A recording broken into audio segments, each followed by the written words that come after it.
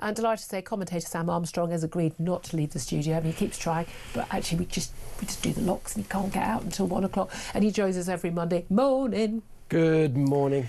I mean, it is a good morning because there's an awful lot to talk about. My God, I mean, the news. Let's start again with Hadush Gerberslasie, a man whose name I never wished I needed to know. I never needed to hear about him again after he was in the country for a matter of weeks before. On 7th of July, he sexually assaulted a 14-year-old girl, and the woman who tried to stop him sexually assaulting the 14-year-old girl, saying, you know, well, I want to have your, you know, you can have my babies. Yeah, because that's a normal thing to say to a schoolgirl. I mean, I had a 14-year-old. I know what 14-year-olds look like. I mean, she was in her school uniform. There were clues, right? 8th of July, he was arrested. He was convicted and then sentenced on the 23rd of September to a year behind bars. 3.5 months after he was arrested and put on remand, that would count towards his sentence, he was released on Friday, supposed to have been taken to a deportation centre to be sent back home to Ethiopia. Bye-bye, never want to see you again. But instead, he was freed.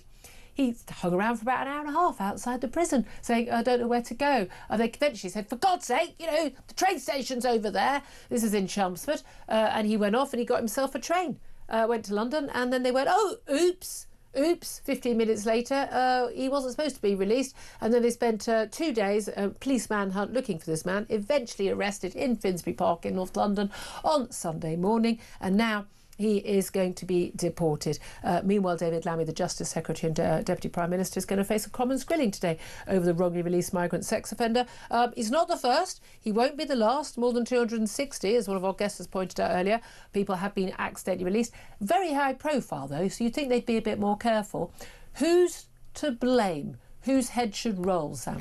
I tell you who is not to blame. And the people who are not to blame are the mums in Epping who are representative of people across this country who are concerned. Why are they concerned? Because suddenly a group of men who have nothing in common other than the fact that they broke into this country illegally by paying dangerous criminals to smuggle them here have turned up within their local communities. Once there, they hang around outside, they mosey around public spaces, and they threaten and endanger the safety of people that were here legitimately to begin with. They were told it was racist to believe so, and then lo and behold, somebody that had just turned up in this country goes on what can only be described as a sex rampage. I don't know. Okay, I mean, hang on.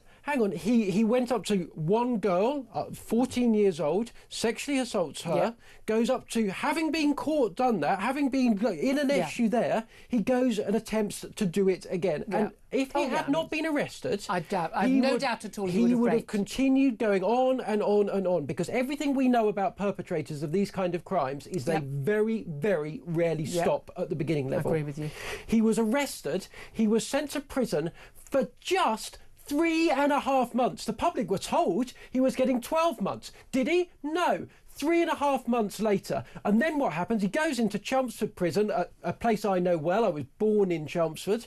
I thought we were going to get a little bit of an inkling of what nerves happened in your life in the past, but there we are. And then at the end of this 3.5 month sentence, which sounds to me like even less than 40% as far as my maths makes sense, that he is released despite the fact that he says to a prison officer repeatedly, you should deport me. The British state has just broken. It has completely and utterly ceased to function, and we have had enough of it. The public deserve far, far more than this. I mean, the fact that he was saying, like, well, he actually apparently said, I'm supposed to be deported. And of course, he wanted to be deported because we're paying £2,000 for that. He wants to go back to Ethiopia. I mean, I don't know, maybe our 14-year-olds just aren't his type anymore.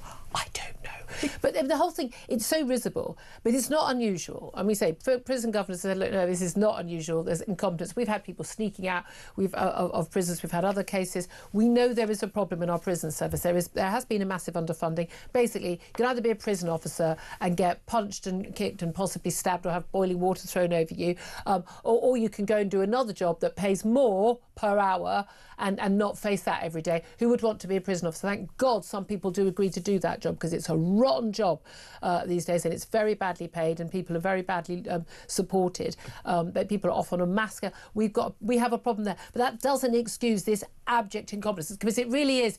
You had one job. You had one job, not to release the man about to be deported. I completely and utterly agree with you. Prison officers are by and large heroes, but they are led by, look, you can say they're underfunded, but every single prison, certainly HMPPS, the body that runs it at the top, finds enough money to staff an entire diversity department. How about we take all of the staff that are in the diversity or HR functions at the prison service and stick them onto checking whether or not we're releasing dangerous criminals? And who are they expected to be led by? David Lammy. Now, I made fun of him for the last time for getting just about every single answer wrong on Mastermind. I mean, Red Leicester being a blue cheese. Come on. And I don't mean any disrespect, but I am on principle against dumb people running big things. And the Justice Secretary... David Lammy's a laughingstock to most people. He is a total and utter laughingstock, and the standards he sets water themselves down into that. As far as I was concerned, last thing I heard of him, he was running a failing radio show.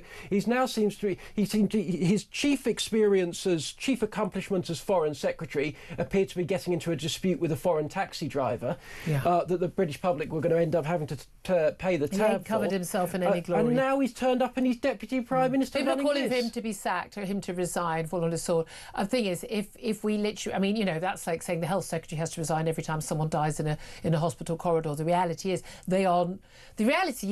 our government ministers, whether it's the Health Service, whether it's the Home Office, whether it's the Justice Department, whether it's education, they're literally not in control. This, to me, is one of the biggest problems in the state, is that we have no accountability because we have no one who is in control of anything. The Home Secretary can't control whether the police do or do not arrest people for non-crime hate incidents, for goodness sake. The Health Secretary can't decide whether or not enough people are put on staff to mean that people don't die waiting to be seen by a doctor in A&E. The Education Secretary can't stop schools basically, completely and utterly lying to children about trans issues and things and pushing that agenda. The people who we elect, now whether we vote for them or not, they have a democratic mandate. The people we elect, the people who are in Parliament, the people who are then the majority party in government, have no control of anything. The civil servants are in charge, the teaching unions are in charge, the medical unions, the utterly incompetent, as you've said again and again, the lanyard classes who have proven themselves. Their whole thing is, by the way, we shouldn't have voted for Brexit because the people, we're not clever enough, we're not knowledgeable enough. Let the technocrats be in charge. Well, the technocrats have been in charge for about 20 or 30 years. How's that working for you, everybody? These people are ignorant, incompetent, arrogant, and absolutely out of control. They are the problem in this country because their abject failure to in any way accept reality and facts on every issue, whether it's from trans to illegal immigration or legal migration and the economic costs of that, and whether it's about healthcare, they simply do not deal in reality. And the rest of us living in the real world are paying the penalty. But with all due respect to politicians, Julia, and everything you said is 110% correct. But with all due respect to the politicians, they might not have the power to do anything about it today, but boy, could they give themselves it. Here's the truth about politicians. They like not being in charge. Oh, yes. They like having civil servants doing it. They like talking about these terms like operational independence and proper process, because that means they have got an excuse come election time. Because the reality is, it ain't that complicated. It really isn't, is it? I am into policy, right? I like it, I obsess about it, and I try and explain it to people who have better things to do because they're trying to go out there and earn a living as to what's going on. And 99% of these problems aren't that complicated. Yeah. It's about first principles. And the problem is the principles of the people running this country are wrong. What do you need to do to solve migration? Sort out human rights. Yeah. What do you need to do to sort out crime? Deal with the dangerous criminals, lock them up first. Oh no, and deal with low-level, zero tolerance, low-level all policing. Of this stuff is bread and butter basics, but politicians have deliberately given over vast swathes of their power to their mates in the lanyard class, who, by the way, many of them deservedly so, because they are responsible for earn far more than the politicians. Oh yeah. And every time somebody tries to speak out about it, they are decried as goodness knows what. When ministers tried to do it in the last Conservative government, and I make no excuses excuses for that. They were routinely, all of a sudden, another Home Secretary's got a bullying scandal against them. Yeah. All of a sudden, loads of leaks start turning up into certain newspapers from civil servants. There is a determined effort to manage this country into the gutter, and they won't stop until they get there. Do you think they know they're doing it? Do you think they realise they're doing it? I think that... Do they just, again, I know they don't live in the real world, but are they that and utterly separate from the rest of the society that we live in? I have spent time around these people, and my honest view is they would rather that they were just comfortable, that life was easy, their lives are good. that things weren't controversial, and they are sitting there every day, and the only screen they're bothering to refresh is how big is my public sector gold-plated But the key thing is, again, now? this is like the whole thing about getting people, like get asylum seekers, and they call them what they are, illegal migrants, out of hotels into houses of multiple occupancy, because then we won't notice them so much, there won't be anywhere to demonstrate against. Not solving the problem, not solving the actual issue of the people arriving in the country, or the cost of housing them, or the risk they pose to society. I mean, we are looking at, come on, the things that never happened that keep happening in terms of particularly the sexual assaults on young women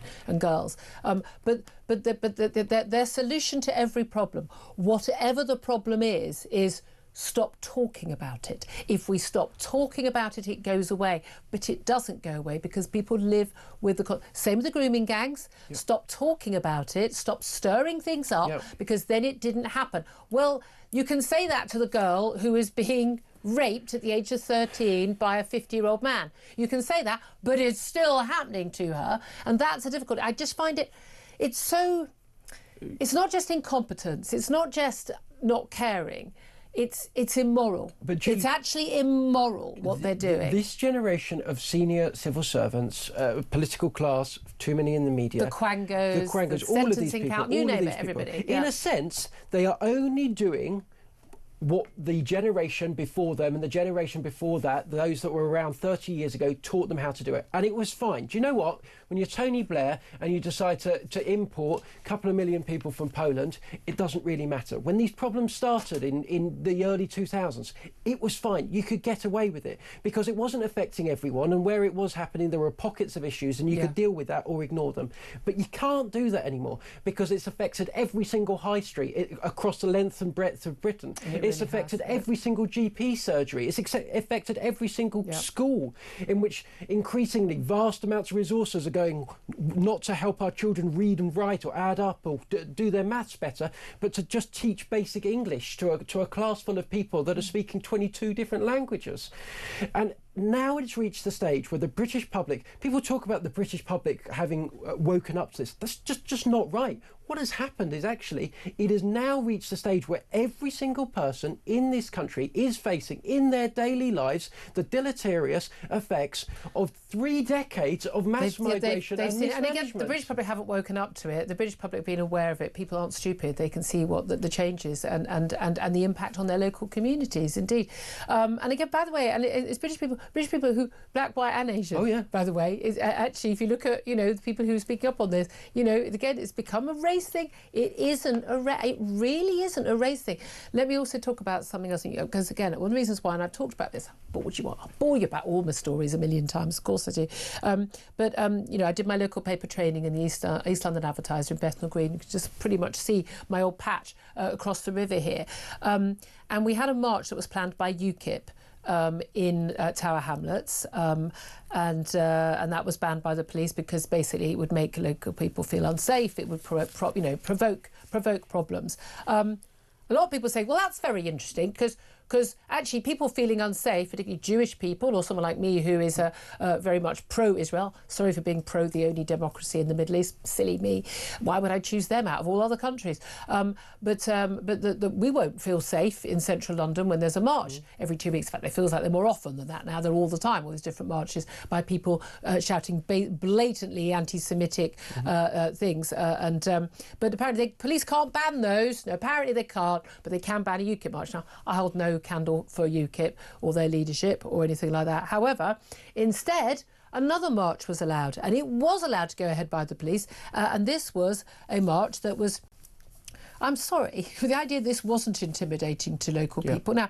I know that area, Bethnal Green, huge Muslim Bangladeshi population. There were lots of Bangladeshi flags, there were Palestinian flags, but a large number, largely male, young men, largely masked, hooded men, marching along, shouting slogans, not just pro-Palestine, but actually some really very unpleasant stuff as well.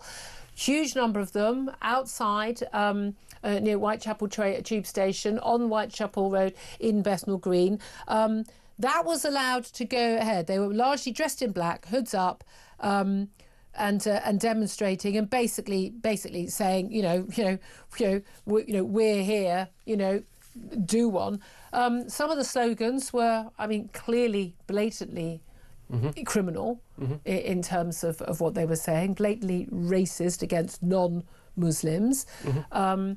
Anti-Semitism, absolutely rife. There was a lot. We can show you some of the footage. Some of the things, saying out loud. Now, I'm of the view that I don't want people I don't care whether I agree with them or disagree with them. I don't want anyone wearing a mask on a protest. End of. Nothing to discuss. That should be non-negotiable. People are masked. Please go in. End of. This was certainly an intimidating march. Some of the footage was really very intimidating. That was allowed to go ahead by the police, but another march, which could well have sparked violence. Now, here's the thing. No one should react violently to any march of any sort.